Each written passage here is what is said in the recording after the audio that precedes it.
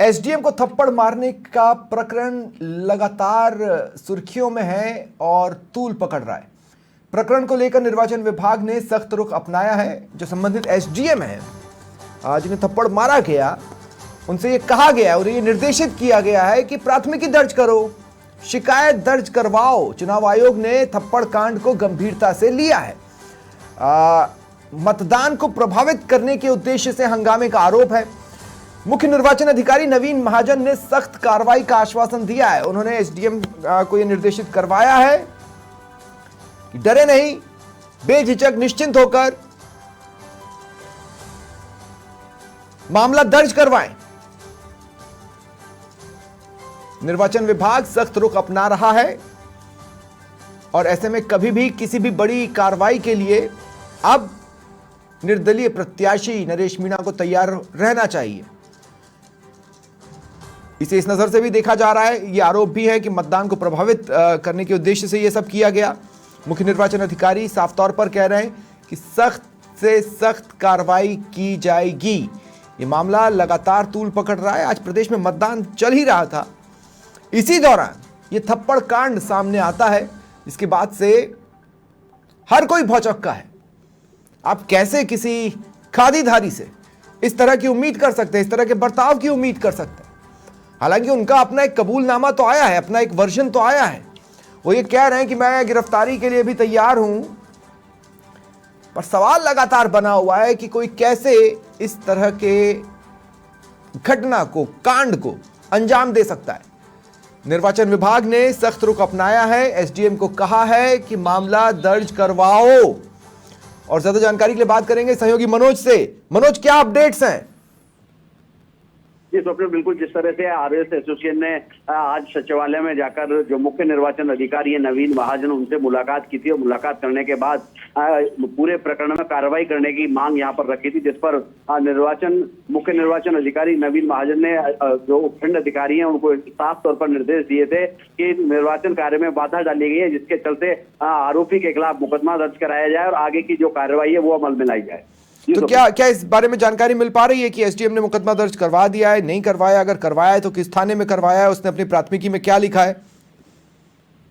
जी स्वप्न, बिल्कुल कह सकते हैं जिस तरह से पूरी जो कार्रवाई है वो 6 बजे के बाद होनी है। अभी भी कई मतदान केंद्र ऐसे हैं जिन पे की मतदाता की लाइन है वो देखने को मिल रही है। हालांकि लगभग मतदान है वो पूरी तरह से पूर्ण हो चुका है और पूरा जो प्रकरण है वो जिम्मेदारी जो बनती है ईवीएम जमा होने के बाद जो आगे की कार्रवाई है वो अमल में लाई जाएगी, क्योंकि अभी उपखंड अधिकारी जो चुनाव की प्रक्रिया है उसमें पूरी तरह से लगे हुए हैं। चुनाव की जो पूरी प्रक्रिया समाप्त हो जाएगी उसके बाद शायद मुकदमा दर्ज कराया है। ठीक है मनोज, आप मेरे साथ रहें, मैं और भी आपसे सवाल लूंगा, लेकिन उससे पहले दर्शकों को इसी मामले से जुड़ा एक और बड़ा घटनाक्रम है वो भी मैं बता देता हूं। देखिए, आरएएस अधिकारियों के एसोसिएशन में भारी आक्रोश है। आज 2 अहम मुलाकातें एसोसिएशन ने की है। पहले तो वो सीएमओ गए, जहां सीएम के एसीएस शिखर अग्रवाल से मिले और उन्हें इस घटना के बारे में बताया कि देखिए हमारे साथी के साथ ये हुआ है, सामने आए और इस पर कार्रवाई करें। एसीएस गृह विभाग आनंद कुमार से भी ये मिले और आरोपी निर्दलीय प्रत्याशी की गिरफ्तारी की मांग उठाई। बता दें, निर्दलीय प्रत्याशी नरेश मीणा ने एसडीएम को थप्पड़ मारा था। आरएएस एसोसिएशन के अध्यक्ष महावीर खराड़ी ने कहा कि अगर शाम तक गिरफ्तारी नहीं हुई तो कल से आरएएस अधिकारी हड़ताल पर चले जाएंगे। और इससे पहले एसोसिएशन के पदाधिकारियों ने सचिवालय में मुलाकात की थी मुख्य निर्वाचन अधिकारी से और आरोपी निर्दलीय प्रत्याशी की गिरफ्तारी की मांग उठाई थी। सहयोगी मनोज मेरे साथ बने हुए हैं। मनोज, इस मामले में भी क्या अपडेट्स हैं? जिस तरह पूरी थी पिक्चर सामने आ रही थी, जिस तरह से पूरा घटनाक्रम हुआ, घटनाक्रम होने के बाद उसका जो वीडियो है वायरल हुआ और यहाँ पर जो आरएएस एसोसिएशन है वो लामबंद होकर सैकड़ों की तादाद में आरएएस अधिकारी सचिवालय पहुंचे और जहाँ पर सचिवालय में जो आरएएस एसोसिएशन के पदाधिकारी हैं उन्होंने एसीएस गृह विभाग आनंद कुमार से मुलाकात की थी और आनंद कुमार से मुलाकात करने के साथ साथ ज्ञापन सौंपकर कार्रवाई की मांग की थी, जिस पर एसीएस गृह विभाग आनंद कुमार ने साफ तौर पर कहा था कि आपके आने से पहले पूरी जो रिपोर्ट है जिला कलेक्टर और जिला एसपी से ले ली गई है और उनको कार्रवाई करने के निर्देश दे दिए गए हैं। उसके बाद जो आरएएस एसोसिएशन का जो पूरा पदाधिकारी मंडल है वो सभी सीएमओ पहुंचते हैं, जहां पर मुख्यमंत्री के जो ACS हैं शिखर अग्रवाल, उनसे मुलाकात की और वहां से भी उनको आश्वासन मिल गया। और देर शाम को मुख्य सचिव सुधांशु पंत से RS एसोसिएशन के पदाधिकारियों ने मुलाकात की थी और पूरे मामले में अवगत कराते हुए कार्रवाई की मांग की थी और वहां से भी उनको आश्वासन मिला। और आगे की जो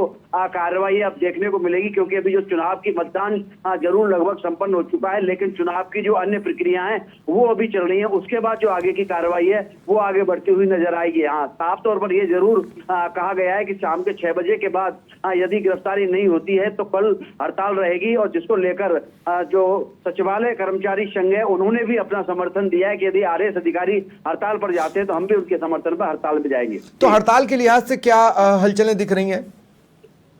एक संभावना तो है ही कि हड़ताल हो सकती है। बिल्कुल संभावना यही जताई जा रही है कि जिस तरह से अभी तक गिरफ्तारी होने के कोई संदेश नहीं मिल पाया है, कोई सूचना ऐसी नहीं मिल पाई है कि जो निर्दलीय प्रत्याशी है नरेश मीणा, उसको गिरफ्तार कर लिया गया है और गिरफ्तारी की ही पूरी मांग है। और यहाँ पर निर्वाचन विभाग से भी जो शिकायत की गई थी उसमें यह साफ तौर पर कहा गया था कि जो नियमों में आता हो ऐसे घटनाक्रम को लेकर अयोग्य घोषित किया जाए, भविष्य में कभी चुनाव न लड़ सके। तो तमाम मांगे हैं वो एसोसिएशन की। अब देखने वाली बात होगी कि गिरफ्तारी कब तक हो पाती है और जो RS एसोसिएशन है उनके पदाधिकारी क्या फैसला ले पाते हैं। जी तो वैसे मनोज, अगर आपकी जिम्मेदार लोगों से बातचीत हुई हो तो इस तरह के प्रकरण में क्या क्या हो सकता है नरेश मीणा के साथ, इस बारे में अगर कुछ बता पाएं।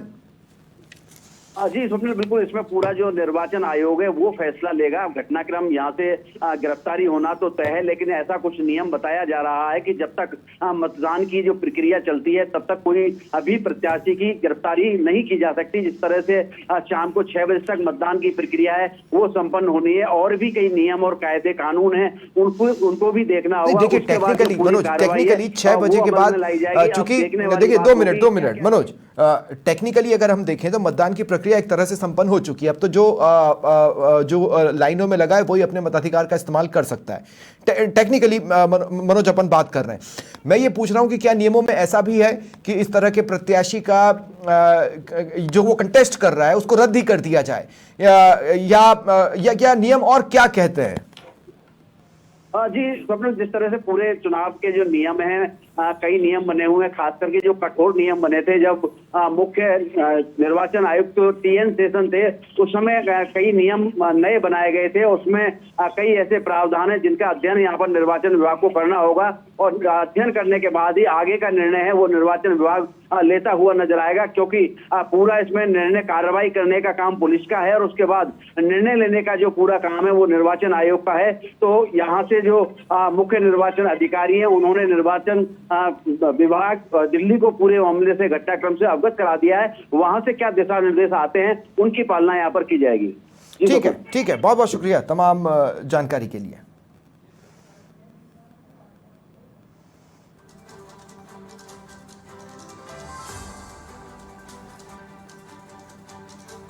CM ऑफिस में CM साहब के अतिरिक्त मुख्य सचिव महोदय से मुलाकात करी है। जैसा कि आपको पता है घटना बड़ी दुर्भाग्यपूर्ण है, और एक RS अधिकारी जो अपनी चुनाव ड्यूटी पर था, एरिया मजिस्ट्रेट था, उसके साथ में किसी कैंडिडेट के द्वारा जानबूझकर मारपीट करना, ये चुनाव के नियमों का भी बहुत बड़ा उल्लंघन है। और हमने मांग करी है कि इसकी गिरफ्तारी तुरंत होनी चाहिए। सारे RS अधिकारी आक्रोश में हैं और आगे हम बड़ा कदम उठाएंगे।